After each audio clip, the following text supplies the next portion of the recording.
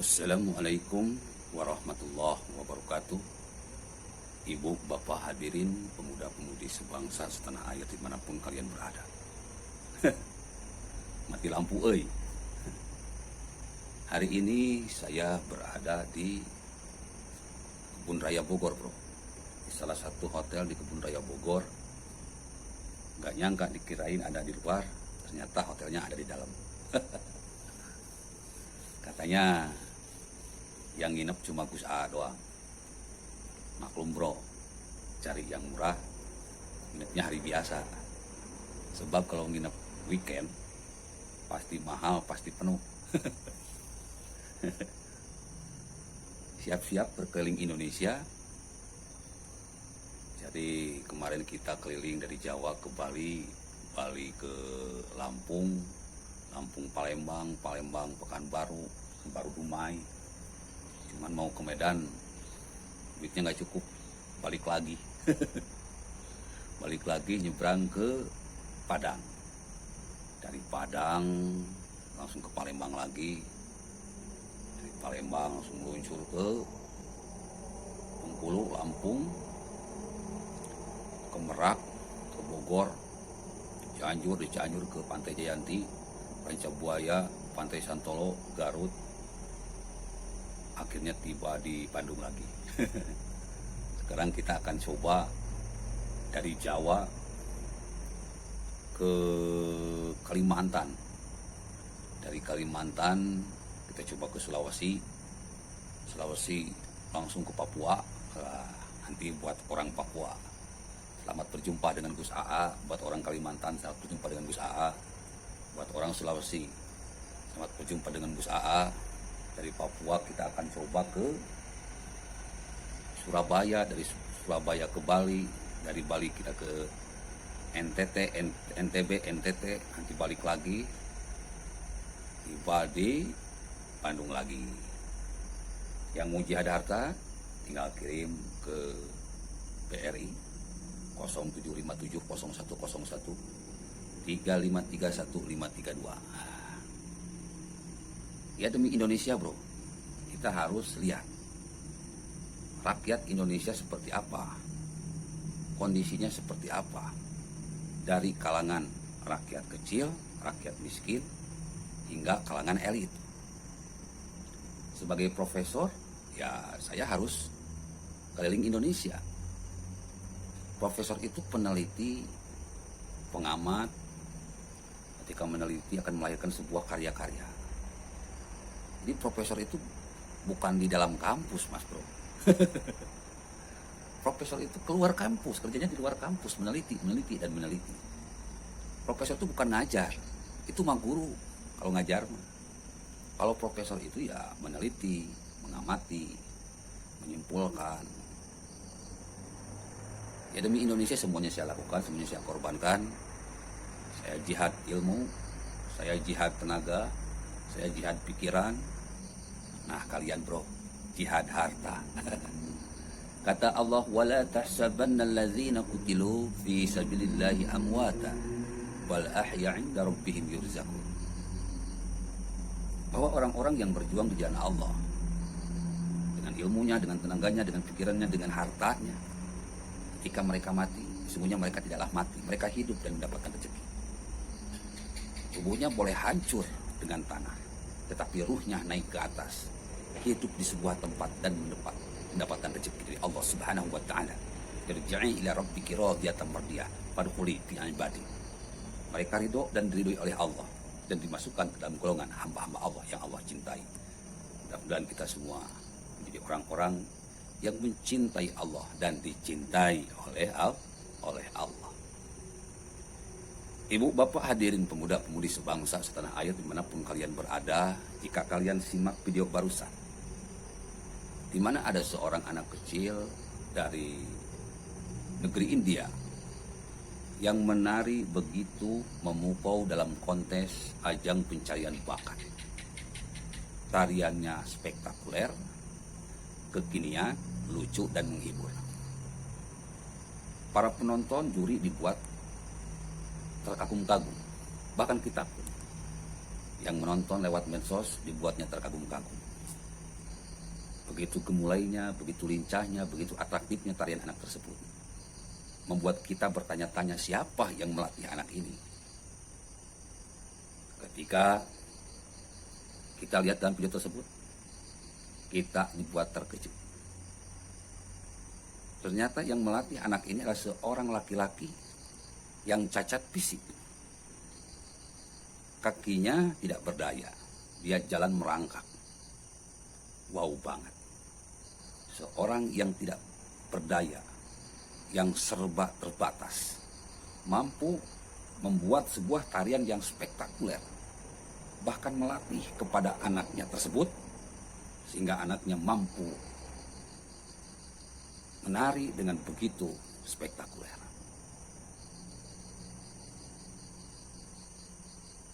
Ternyata benar, Mas Bro. Innallaha ma'as-sabirin. Allah beserta orang-orang yang sabar. Kesabaran dari laki-laki itu yang punya pemikiran yang besar, lalu mewujudkan pemikiran yang besar tersebut dengan membuat tarian-tarian spektakuler, gaya menari yang spektakuler, style menari yang spektakuler. Lalu dia dengan keterbatasannya mampu mengajarkan tarian tersebut kepada anaknya, sehingga anaknya tersebut bisa menari dengan spektakuler. Ini sebuah contoh bahwa ternyata memang benar, Mas Bro. Kita jangan pernah menyepelekan orang kecil. Kita jangan pernah menyepelekan orang-orang yang tak berdaya. Terkadang Allah Subhanahu wa Ta'ala menyimpan kehebatan kepada orang-orang yang terzolimi secara takdir, keterbatasan secara fisik, tetapi secara intelektual mereka memiliki kehebatan yang sangat luar biasa. Dia seperti seorang ayah yang mengajarkan tarian kepada anaknya tersebut. Ibu bapak hadirin pemuda-pemudi sebangsa setanah air, jika kita mau jujur bahwa banyak orang-orang yang besar terlahir dari orang miskin, orang yang terzolimi oleh takdir. Tetapi ketika dia terzolimi oleh takdir, berada dalam ketidakberdayaan, dia malah punya pemikiran yang sangat besar, ingin menjadi orang besar, akhirnya kerja keras, kerja cerdas, kerja berkualitas, mewujudkan mimpi besarnya tersebut, maka jadilah mereka orang-orang yang besar. Ya contoh seperti Albert Einstein, atau jangan jauh-jauh lah, Nabi besar Muhammad Rasulullah SAW. Beliau adalah seorang yang besar, pemimpin umat Islam, juga pemimpin dunia. Kebesaran Nabi besar Muhammad Rasulullah SAW bukan terletak dari nasabnya, bukan terletak dari hartanya, tetapi terletak dari akhlak yang mulia. Apa Bu? Bapak hadirin pemuda-pemudi sebangsa setanah air, keistimewaan Nabi besar Muhammad Rasulullah SAW terletak dari akhlak yang mulia. Kata Nabi, innama bu'istu liutammama makarimal akhlak. Sesungguhnya aku diutus ke dunia ini untuk menyempurnakan akhlak. Karena tugasnya untuk menyempurnakan akhlak, maka Nabi besar Muhammad Rasulullah SAW adalah seseorang yang sangat berakhlak mulia, model manusia yang berakhlak mulia. Beliau sejak kecil terzolimi secara takdir. Sejak kecil sudah yatim piatu, sejak kecil sudah ditinggal ayah ibu, hidup bersama kakeknya. Setelah kakeknya meninggal, beliau hidup bersama pamannya. Kesehariannya beliau berdagang. Kalau bahasa kita mah jadi PKL. Disinilah karakternya terbentuk. Disinilah muncul sifat aslinya, di mana Rasulullah Shallallahu Alaihi Wasallam dalam kondisi ketertindasan, ketidakberdayaan, kemiskinan, penderitaan mampu menampilkan akhlak yang mulia, yaitu memiliki sifat jujur dan terpercaya. Sehingga oleh masyarakat Mekah saat itu dijuluki sebagai Al-Amin. Dan ternyata tidak hanya dikagumi oleh masyarakat Mekah saat itu. Karena kejujurannya dan keterpercayaan ini, Nabi besar Muhammad Rasulullah SAW diangkat jadi Nabi dan Rasul terakhir oleh Allah Subhanahu wa Ta'ala. Jika kita bersyahadat, asyhadu an la ilaha illallah, aku bersaksi tidak Tuhan selain Allah, wa asyhadu anna Muhammadur Rasulullah, dan Muhammad adalah utusan Allah. Allah menurunkan Al-Quran. Syahrul Ramadan alladzi unzila fihi Al-Quran. Al-Quran diturunkan untuk hudalinnas, petunjuk bagi manusia. Maka Nabi besar Muhammad Rasulullah SAW sebagai utusan Allah, tugasnya adalah menjabarkan Al-Quran, menerjemahkan Al-Quran dalam bentuk akhlak yang mulia. Jadi praktek petunjuknya sudah ada. Allah menciptakan, menurunkan Al-Quran. Allah menciptakan manusia. Lalu Allah pun menciptakan buku petunjuknya, yaitu Al-Quran. Seperti halnya kita beli handphone. Sebuah pabrik menciptakan handphone tercanggih. Pasti pabrik tersebut menurunkan atau membuat buku petunjuknya. Begitupun dengan Allah. Allah yang menciptakan manusia, maka Allah pun menurunkan buku petunjuknya untuk manusia. Nah, Nabi besar Muhammad Rasulullah SAW ini menerjemahkan Al-Quran. Maka muncullah yang namanya hadis. Ya Bu, Bapak-bapak hadirin pemuda-pemudi sebangsa setanah air. Nabi besar Muhammad Rasulullah SAW yang mempraktekannya, yang menjelaskannya, yang menjambarkannya, yang menerjemahkannya. Tetapi ingat bahwa Nabi besar Muhammad Rasulullah SAW ini manusia biasa yang punya keterbatasan umur, punya keterbatasan waktu. Oleh karena itu dalam menerjemahkan Al-Quran, Nabi besar Muhammad Rasulullah SAW belum selesai karena keterbatasan umur. Oleh karena itu kita sebagai umatnya yang meneruskan untuk menjabarkan Al-Quran, untuk mempraktekkan Al-Quran, untuk menerjemahkan Al-Quran ke hadapan manusia. Bagaimana cara petunjuk? Bagaimana cara manusia ini hidup? Agar manusia ini tidak cepat punah, agar manusia ini bisa hidup dengan enak, nyaman, nikmat di dunia ini. Di Al-Quran lah semuanya dijelaskan. Ibu, bapak hadirin pemuda-pemudi sebangsa setanah air. Iqra bismi rabbikal ladzi khalaq. Maka dengan jelas sekali ayat ini mengatakan bahwa atau memerintahkan kepada manusia untuk membaca Al-Quran ini. Karena Allah sudah menciptakannya. Karena Allah sudah membuatnya. Semuanya demi manusia. Agar manusia bisa hidup di dunia dan di akhirat. Agar manusia bisa selamat di dunia dan akhirat. Agar manusia bisa selamat, bisa bahagia di dunia dan di akhirat. Inilah Nabi Muhammad.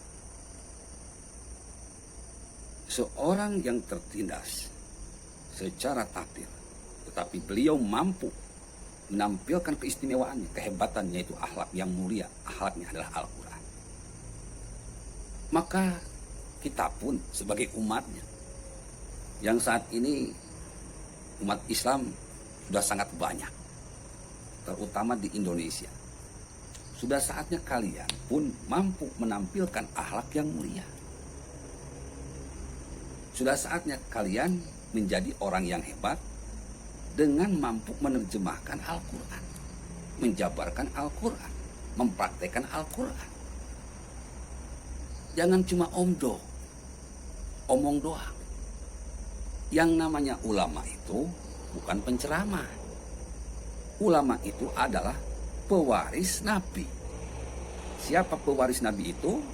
Ya pewaris akhlak Nabi. Kalau Nabi akhlaknya Qur'ani, maka ulama pun harus akhlaknya Qur'ani. Kalau Nabi mampu mempraktekkan Al-Quran, maka kita pun ulama harus mampu mempraktekkan Al-Quran. Al-Quran ini bahasa Allah, bahasa Tuhan, harus diterjemahkan ke dalam bahasa manusia. Dengan apa? Dengan logika. Makanya saya teraneh kalau ada ulama yang ngomong, barang siapa yang melogikakan Al-Quran, sesungguhnya dia telah sesat. Aneh, Mas Bro.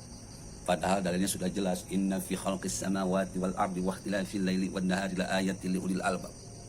Sesungguhnya dalam penciptaan langit dan bumi dan silih bergantinya siang dan malam terdapat tanda-tanda bagi orang-orang yang berakal. Berakal berarti berotak, berotak berarti berlogika.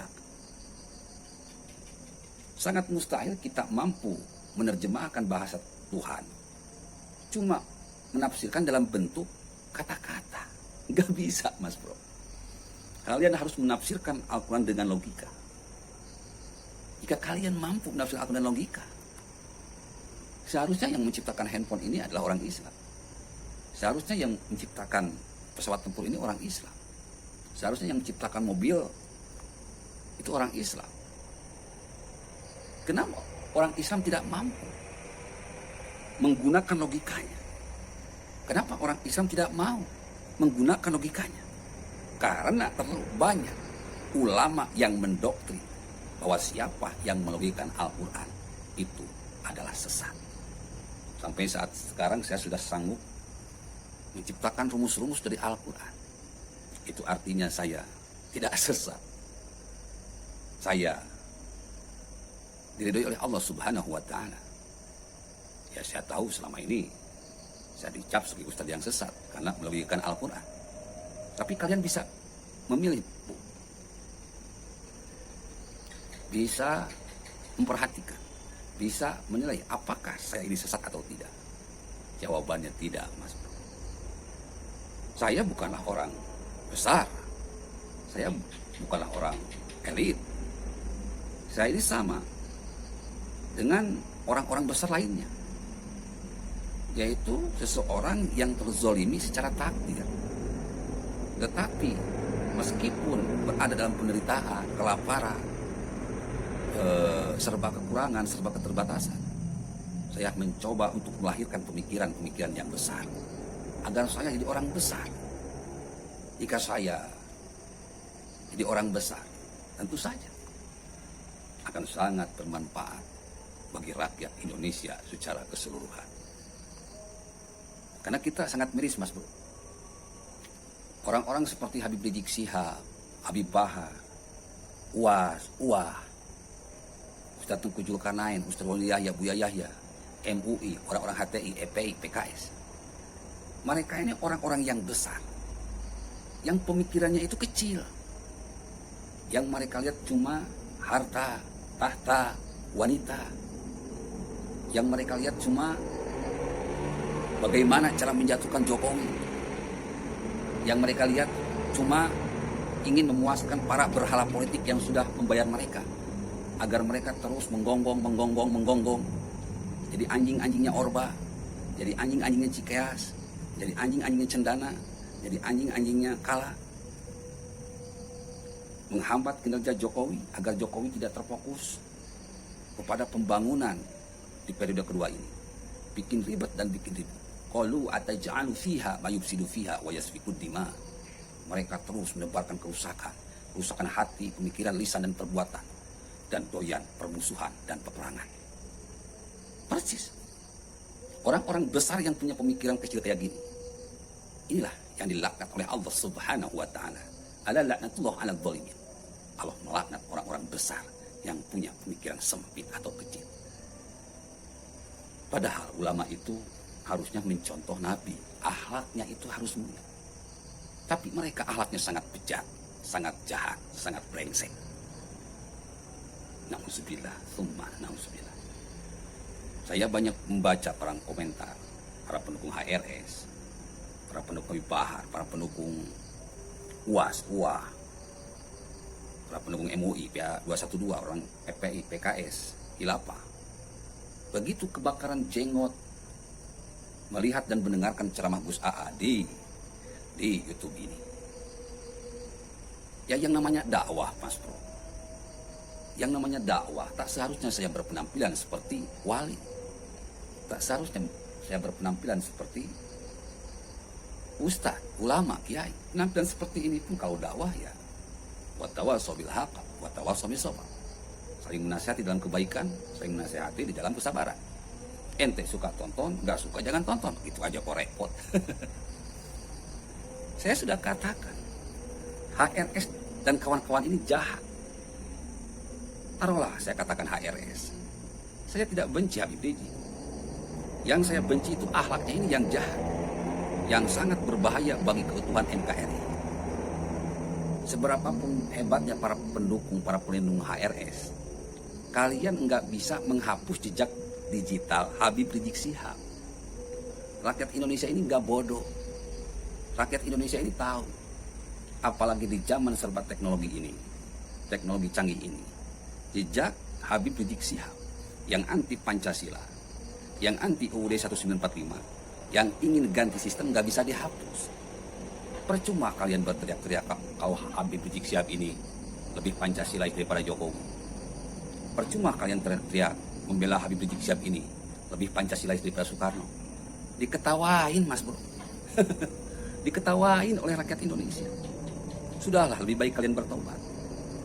Karena yang namanya daging busuk, kalian tutupi akan terus tercium bau busuknya. Atau misalkan tai kambing, kalian kasih keju, kalian kasih coklat, tetap aja tai kambing.